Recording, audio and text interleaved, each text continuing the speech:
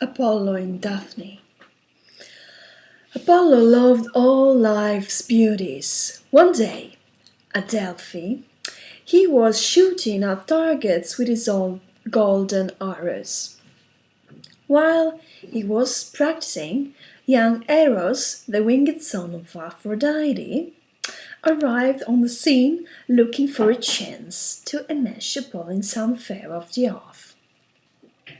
Seeing that Apollo's arrow had just clung to the apple hanging from a distant bough, Eros raised his bow and aimed it at the same target.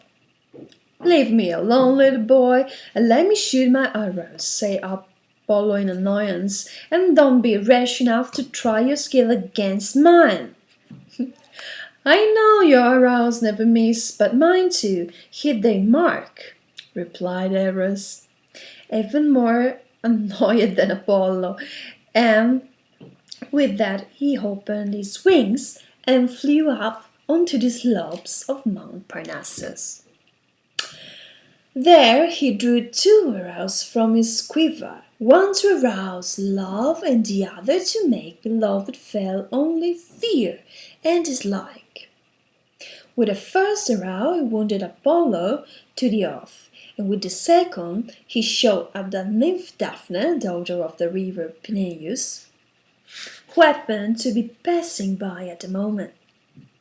Pierced by the dart of love, Apollo was dazzled by the nymph's lovely face and noble form, and went over to speak to her. Daphne, however, had been struck by the arrow with rejected love, and as soon as she saw Apollo, she moved further away. Then the golden-haired god came closer still, but with hasty steps, Daphne moving even farther from him. With a few quick bounds, Apollo tried once again to approach the lovely nymph. That was enough. Daphne took to her heels. Now Apollo ran after her as if possessed, crying to her to stop. But she ran ever swifter. Both Eros and Arouse had found their mark. "Stop! Stop! I beg you," Apollo pleaded. "I don't wish to harm you." But the fleet-footed nymph continually evaded its clutches. However, Apollo did not give up and kept on running after her and begging her to stop. "Don't be afraid, lovely nymph," he called. "Why do you flee as if some wild beast were pursuing you? I'm not evil. I am Apollo, the son of Zeus. Stop running like a frightened deer. I beg you." But Daphne kept running. At times Apollo gained on her, and it seems that he would catch her, and at times she would surge ahead with a sudden bound. Then he would be out on her heels again, reaching out to catch her, but again she would slip from his grasp like a terrified butterfly. Yet the golden-haired god would not give up his wild pursuit. The dart of love had lit a fire within him, which could not be quenched. She can't last out much longer. Sooner or later she will tire, and I shall catch her, said Apollo to himself, as he kept on running after the nymph. Sure enough, Daphne was eventually begun to tire.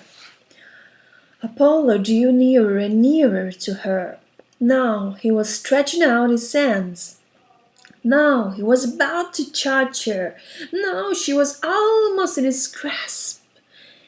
"Oh, God and Mother Earth," gasped Daphne, "why do you let me fall into Apollo's clutches? I don't want Apollo for my husband. I would rather become a rock or a tree than have Apollo touch me." Hardly had Daphne spoken these words when her feet became rooted to the ground. From her hair and her arms sprang branches and leaves, while her body became the trunk of a tree. Thus the lovely nymph was transformed into a fragrant daphne bush, the familiar laurel of our own times. And instead of embracing her, Apollo found himself clutching an armful of leaves. The golden-haired god was overcome with sorrow. He was grieved to think that the nymph with whom he had fallen in love so suddenly and so deeply had been lost on his account. With sad eyes he fondled the foliage of the fragrant laurel, and then broke off a spray of leaves to weave a garland for his brow. Apollo was never to forget a lovely and untamable nymph, and that is why he is often shown wearing a circlet of laurel leaves on his head.